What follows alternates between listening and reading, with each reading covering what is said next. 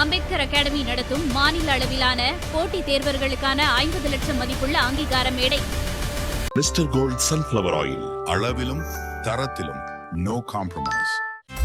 No compromise. உங்க சைடுலயும் எங்க சைடுலயும். GT Holidays, South India's #1 travel brand. 2026ஆம் ஆண்டு நீர் ராசிகள் அப்படின்னு சொல்லப்படுகின்ற கடகம், விருச்சிகம், மீனம் இந்த 3 ராசிக்காரங்களுக்கான புத்தாண்டு பலன்களை டேரோ ரீடிங் மூலம் பார்த்துடலாமா? கண்டிப்பாக. நீர் ராசிகள் இவங்களுக்கான கார்ட்ஸ். எதுக்குடா வாழ்கிறோம், வாழ்க்கையே வேணாம், வாழ்க்கையை முடிச்சுக்கலாம் அப்படின்ற ஒரு நிலைக்கு தள்ளப்பட்டிருப்பாங்க. மிகப்பெரிய ஒரு பிரிவை சந்திச்சிருப்பாங்க. இவங்களுக்கு எதுனா டாப் நாச்சாக இருக்க போகுது அப்படின்னா, இவங்க இருக்கவே கூடாது, இவங்க அழிஞ்சு போயிடணும் அப்படின்னு நினச்சிருப்பாங்க இல்லையா? ஸ்பிரிச்சுவல் லைனில் இருக்கிறவங்களுக்கெல்லாம் இன்னும் நல்ல டாப் நாச்சான விஷயங்கள் நடக்கும். ஏன்னா இந்த ஹைரோஃபென்ட்ன்ற கார்டு வந்து அவங்களோட ஸ்பிரிச்சுவாலிட்டி என்னென்ன கவனமாக இருக்கணும்னா, ட்ராவல் பண்ணுற விஷயத்தில் கவனமாக இருக்கணும். மோஸ்ட்லி அண்ட் இன்னொன்று, அவங்களோட ப்ரைவேசியில் யாரும் தலையிட விடாமல் பார்த்துக்கணும். அதில் ரொம்ப ரொம்ப கவனமாக இருக்கணும். பிரபஞ்சம் வந்து இவங்களோட பேஷன்ஸை வந்து சோதிக்கும். நான் செய்கிறது தான் கரெக்ட், நான் பண்ணுறது தான் எல்லாமே சரி, என்ன ஃபாலோ பண்ணுங்க அப்படின்ற மாதிரி ஓவர் கான்ஃபிடென்ட் மட்டும் கொண்டு போகக்கூடாது அப்படின்னு இருக்குது. ஸோ நீர் ராசிகள் உடல் ஆரோக்கியம் சார்ந்த விஷயங்களில் இதில் கவனமாக இருக்கணும் அப்படின்ற போது, ஸோ இவங்க வந்து இந்த வருடம் என்ன மாதிரியான ஒரு பரிகார முறைகளை ஃபாலோ பண்ணலாம். இப்போ நம்ம பிரபஞ்சம் சார்ந்து பார்க்குறதால அந்த மாதிரியான பரிகாரம் சொல்கிறேன். ஸோ ஒன்று வந்து, இன்னொன்று வந்து ரோஸ் வாட்டரில் குளிக்கணும். இதை செய்யும் போது அவங்களுக்கு ஹார்ட் சக்ரா பிளாக் வந்து கிளியர் ஆகும். அண்ட் உடல் ரீதியாக நிறைய பேருக்கு வந்து, ஸோ இவங்க எந்த கோவில் வழிபடலாம் அப்படின்னு பார்க்கும்போது திருவானைக்காவல் கோவில் வந்து வழிபடலாம். பொதுவாக வந்து ஐம்பூத ஸ்தலம் இருக்குது. 2026ஆம் ஆண்டு நீர் ராசிகள் அப்படின்னு சொல்லப்படுகின்ற கடகம், விருச்சிகம், மீனம் இந்த 3 ராசிக்காரங்களுக்கான புத்தாண்டு பலன்களை டேரோ ரீடிங் மூலம் பார்த்துடலாமா? கண்டிப்பாக. மேம், இப்போ இந்த 2026ஆம் ஆண்டு இந்த நீர் ராசிக்காரர்களுக்கு என்னென்ன மாதிரியான நன்மைகள்லாம் இந்த வச்சுக்கோன்னு சொல்லி கிடைக்க போகுது மேம்? ஓகே, நீர் ராசிகள் இவங்களுக்கான கார்ட்ஸ். இவங்களுக்கு என்னென்ன மாதிரியான நன்மைகள் கிடைக்க போகுது அப்படின்னா, 2025 அவங்கள ஒரு வழி ஆக்கிட்டு இருக்கோம் அப்படின்னு சொல்லலாம். எதுக்குடா வாழ்கிறோம், வாழ்க்கையே வேணாம், வாழ்க்கையை முடிச்சுக்கலாம் அப்படின்ற ஒரு நிலைக்கு தள்ளப்பட்டிருப்பாங்க. மிகப்பெரிய ஒரு பிரிவை சந்திச்சிருப்பாங்க. ஸோ அது நிறைய நாள் வந்து தூங்காமலே அவங்களுடைய இரவுகளை கழிச்சிருப்பாங்க. அந்த மாதிரி ஒரு மென்டலி டிப்ரெஸ்டு ஸ்டேட்டுக்கெலாம் போயிருப்பாங்க நிறைய பேர். ஒரு பித்து பிடிக்கக்கூடிய நிலைக்கெல்லாம் போயிருக்கலாம். ஸோ அந்த நிலைக்கு போனாலும் அது எல்லாமே வந்து அகெயின் நான் மீட்டெடுத்து நான் எனக்கான ஒரு பாதையை உருவாக்கி நான் போவேன் அப்படின்ற மாதிரியான ஒரு மன தைரியத்தை தான் வந்து பிளெஸ்ஸிங்காகவே இந்த யூனிவர்ஸ் அவங்களுக்கு கொடுக்க போகுது. ஸோ அது மன தைரியத்தோடு நிற்காம அவங்க நிறைய பேர் வந்து சேவிங்ஸ் பண்ணுவாங்க. இந்த 2026ஆம் ஆண்டு சேவிங்ஸ் பண்ண ஸ்டார்ட் பண்ணுவாங்க. ஃப்யூச்சருக்கான இன்வெஸ்ட்மெண்ட் வந்து பண்ண ஸ்டார்ட் பண்ணுவாங்க. இந்த ஃபிக்ஸட் டெபாசிட் அந்த மாதிரியான விஷயங்களை கையில் எடுப்பாங்க. ஒரு லோக்கல் லெவல்லையே அவங்க வந்து ஒரு விஷயத்த பண்ணிகிட்டு இருக்காங்க. ஒரு வேலையோ ஒரு தொழிலோ பண்ணிகிட்டு இருக்காங்கன்னா அது வந்து கடல் கடந்து போகக்கூடிய வாய்ப்பெல்லாம் அவங்களுக்கு வந்து கிடைக்கும். ஸோ ஓவர்சீஸ்லாம் போய் அவங்க வந்து ஜாப் அட்டன் பண்ணுவாங்க, தொழில் பண்ணுவாங்க. அவங்க தொழில் பண்ணுறவங்களா இருந்தால் அந்த தொழிலை வந்து பெருசாக எக்ஸ்ப்ளோர் பண்ணுவாங்க. இந்த இம்போர்ட் அண்ட் எக்ஸ்போர்ட் அந்த மாதிரியான விஷயங்கள்லாம் பண்ணுற மாதிரி. ஸோ இது எல்லாமே அவங்களுக்கு வரக்கூடிய பிளெஸ்ஸிங்ஸை தான் குறிக்குது. இது எல்லாம் ஏன்னா, நீ நிறைய கஷ்டப்பட்டுட்ட, நீ வாழ்வா சாவா அந்த முனைக்கே போயிட்டு வந்துட்ட, இதுக்கு மேலே உனக்கு அந்த விஷயங்கள்லாம் இருக்க போகிறதில்ல வாழ்க்கையில். நீ இதுக்கு மேலே வந்து ஒரு புதிய பயணத்தை நோக்கி அடி எடுத்து போக போகிற. இந்த பயணத்தில் நிறைய விஷயங்களை நீ சேவ் பண்ண போகிற, நன்மைகளை சேவ் பண்ண போகிற, புண்ணியங்களை சேவ் பண்ண போகிற அப்படின்ற ஒரு விஷயம் தான் பிரபஞ்சம் அவங்களுக்கு கொடுக்க போகுது. அதுதான் பிளெஸ்ஸிங்ஸாக கிடைக்க போகுது.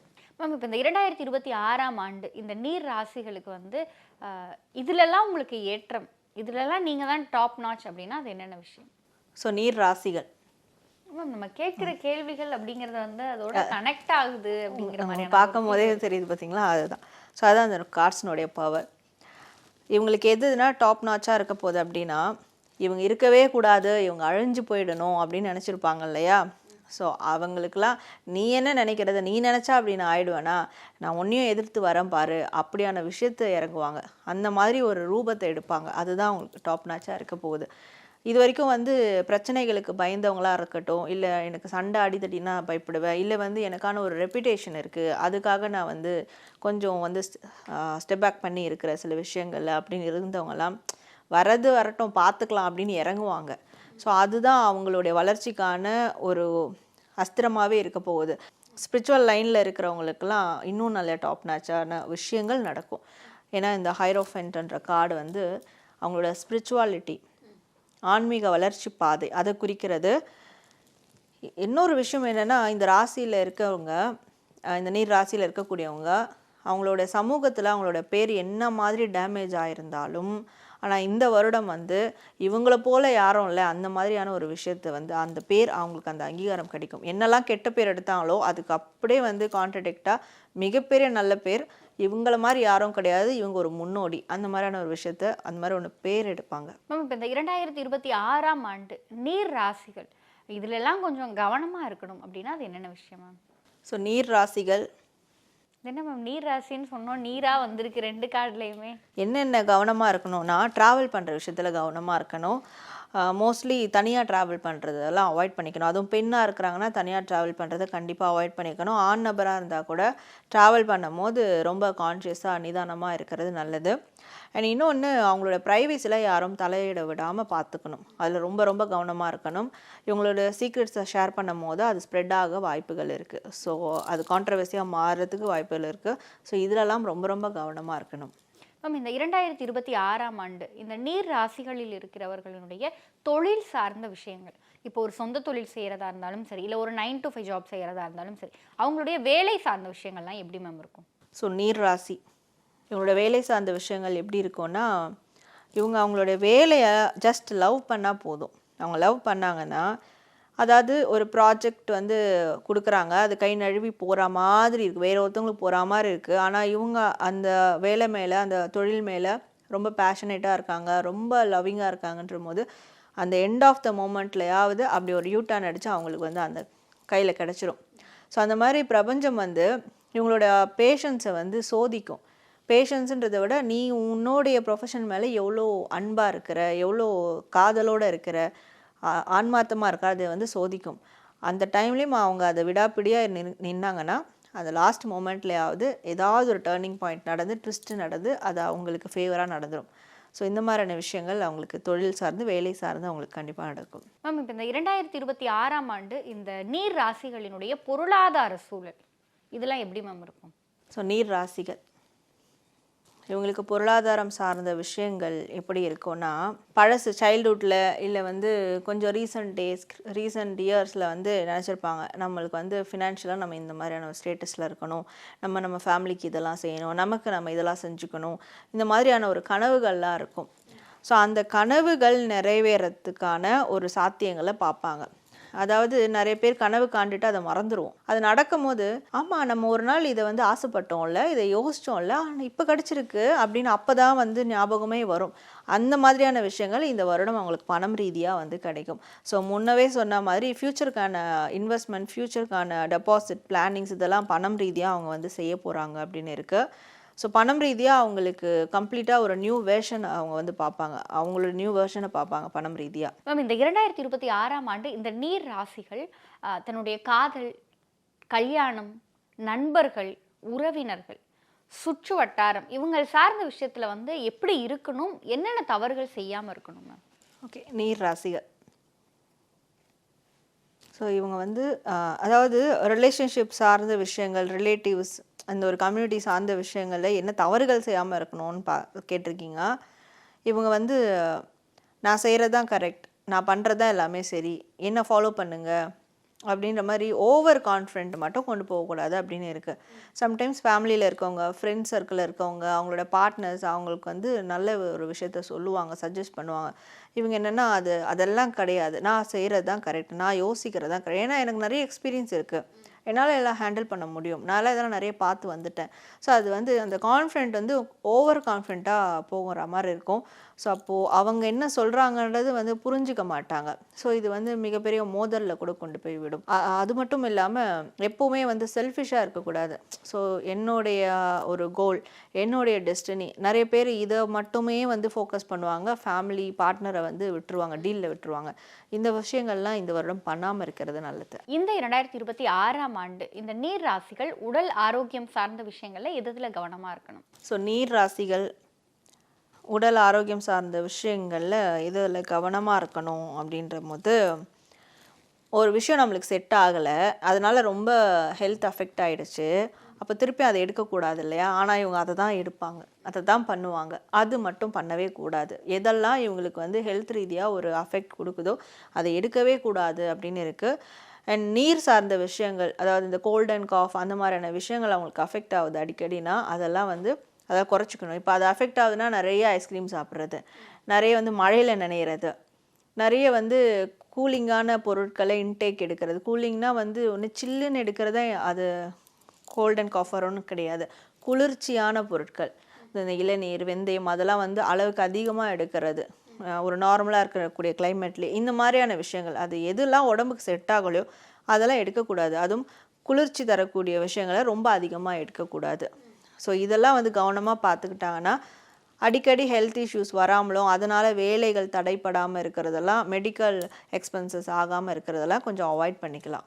மேம், இந்த 2026ஆம் ஆண்டில் நீர் ராசிகள் அவங்களுடைய வாழ்க்கையில் எல்லா சகலவிதமான சம்பத்துகளையும் பெற்று வாழணும் அப்படின்னா என்ன மாதிரியான ஆன்மீக பரிகாரம் செய்யணும், எந்த கோயிலுக்கு அவங்க போயிட்டு வரணும் மேம்? ஸோ இவங்க வந்து இந்த வருடம் என்ன மாதிரியான ஒரு பரிகார முறைகளை ஃபாலோ பண்ணலாம்? இப்போ நம்ம பிரபஞ்சம் சார்ந்து பார்க்குறதுனால அந்த மாதிரியான பரிகாரம் சொல்கிறேன். ஸோ ஒன்று வந்து சாஃப்டான மியூசிக்ஸ், மெலோடியஸான மியூசிக்ஸ் அதெல்லாம் தாராளமாக கேட்கலாம்.